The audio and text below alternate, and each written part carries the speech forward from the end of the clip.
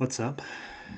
I've done it 3 days in a row now, which is more than the consistency of half my hobbies, so that's a plus. What's up? Welcome back. Um, for some reason, I have 2 subscribers now. I don't know why. I didn't expect people to find this thing that quickly, but my first video I made has 50 views or something now, so the grand scheme of things, I'm basically a celebrity at this point, which is remarkable. But anyways, this is my third daily video diary entry, like I said. And I'm going to title this one, The Abstractness of Motivation. That's a big, hefty title. What the heck do I even mean by that? It's something that, even within the first 3 days of doing this, in my head I'm thinking about, okay, like what am I going to talk about today? And so today I'm going to talk about the abstractness of motivation. And what do I mean by that? I mean, in this day and age, it's very strange to grasp onto a motivation in life, especially at the point in time where I'm at in my life. Like, I have no real definitive things to grasp at. Like, if I had a kid, like, my motivation would be to take care of this kid, right?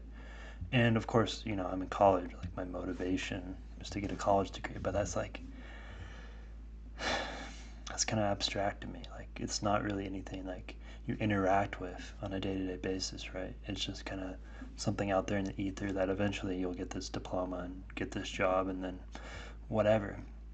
And that's not to say I'm talking like I don't have motivations. Like, I go to the gym and whatever and that sort of thing, and I want to keep myself fed and, alive, and that sort of like basic innate motivations. But when it comes to more of the spiritual realm of things, is like, what the heck do we even do nowadays, man? Like, we have all our needs met if you're fortunate enough to be in a position like I am in the United States or elsewhere, where it's like we don't got to worry about food and whatever. And of course people do, but if you don't, it becomes, I think there's like this quote in Fight Club that I'm going to butcher, where it's kind of Brad Pitt's, talking about like, it's not, we don't have a great world war, but we do have a great spiritual war.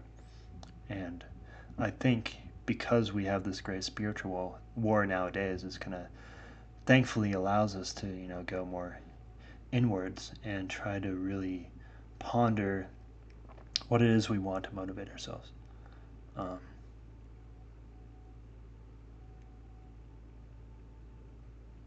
Like, if you were in, the framework of Christianity or something like that, like, your motivation would be higher. It would be towards God or something like that, which is fantastic. And I think it's very useful for a lot of people to have sort of that upward direction you're looking in your life. But it's very strange if you don't have that. I mean, they say like make your own meaning, right? Which is great. It's fantastic.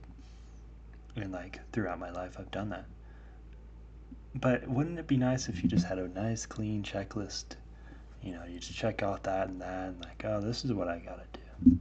But I mean, you don't. Like, you could go basically anywhere. You could do basically anything within the bounds of your imagination and logical sensibilities. And so, like, okay, well, what the heck do you do? And so it's all kind of abstract, which I think is wonderful. But also at the same time, like, man, if only I had, actual structure and I didn't have to self-structure everything, you know? Like, for example, with the gym or whatever, if I had, some guy sitting on my shoulder telling me to do this rep or that rep or this exercise, like, that'd be great. But also, I suppose there's another side of it where the argument is like, because it's so abstract, it allows so much creative freedom, and that's also great. I don't know why anybody would be watching this far, but shout out to you. I'm just literally rambling, and like I said in my first video, just gonna do this once a day within reason for a year. If I break my leg, I probably won't do it from the ER. I've broken my leg before. Don't do that. I wouldn't recommend. But yeah, in conclusion, because we have our basic needs met as human beings in first world countries such as the United States, generally speaking, there's a lot of general emptiness and lethargicness. That's a word. Throw that in the SAT. Within ourselves and within our souls, within our spiritual souls. And so that grander search for meaning, is really tough.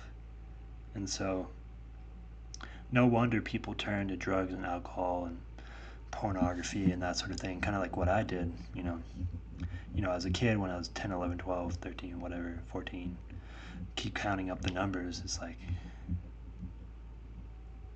do your schoolwork, bud.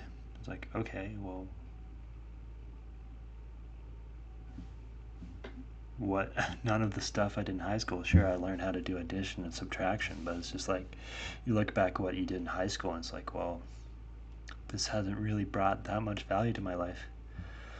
I learned how to cheat on tests and bullshit shit and whatever and look real smart but not actually feel it.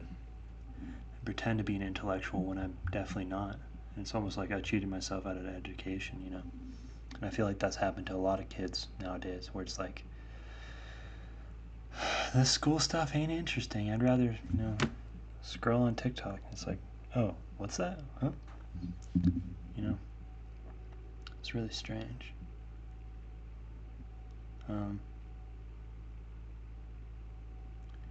But just because there's no concrete motivation for things doesn't mean you don't live. Doesn't mean you don't go out and do stuff and have fun and try to be a generally good person. I'll leave you with this. There's a book that I've yet to finish, but it's very good. And it's a follow-up or something to Tuesdays with Maury, which is like a classic book. Maury Schwartz is like a sociology professor who, it doesn't say, but he definitely was a professor at some university. But it's just a reflection on life and how you should live life and that sort of thing. And bear with me if you've already bared with me this much.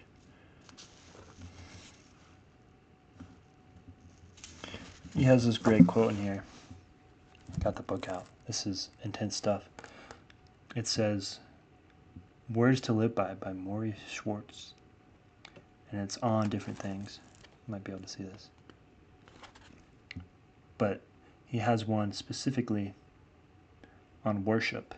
This is not talking specifically Christian worship. It's just like whatever. And the quote goes, "Find what is divine, holy, or sacred for you. Attend to it, worship it in your own way." I think this is obviously real brilliant, and people are so scared to worship things nowadays. But the problem is what people find important isn't what's important, at least generally speaking, not to generalize. But when you're putting this or that celebrity or this or that post you make on social media or what have you on a pedestal, it's like, bro, what are you doing? You're creating all these false idols and you're lifting up these people who are not fulfilling and not worthy of your worship. And so the last thing I'll say is, if you have to create your own meaning, just make sure it's a good one. Make sure it's worth your time and your effort and your energy. And I say this more for me because I need to lock into that. So thanks for listening, and maybe in 3 years I'll have 1 billion subs, and this will be on some video essay of the rise of some random white dude talking about random shit. Who knows? But have a good one. Oh, I broke 10 minutes. Oops.